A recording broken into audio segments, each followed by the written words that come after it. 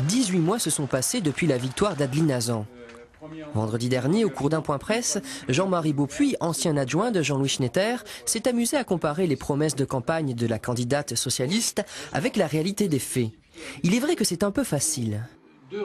Je m'engage très solennellement à ne pas augmenter la pression fiscale. Le seul résultat extrêmement important, extrêmement visible, c'est cette augmentation de 24% des impôts fonciers qui, à travers la TOM, est une lourde pénalisation des budgets des Rémois. Et j'ai demandé à Mme Hazan que cet effort qui est demandé aux familles rémoises, il y ait le même effort qui soit fait au niveau de la ville avec un projet d'économie réalisé au sein des services de la ville.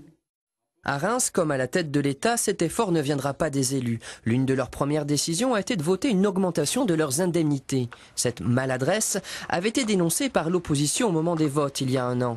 Aujourd'hui, avec le recul, Modem et UMP partagent le même bilan de l'équipe municipale.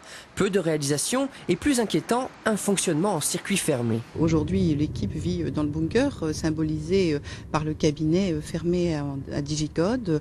Le nombre de conseils municipaux a quasi diminué, puisque maintenant c'est à peu près 1 tous les 6 semaines.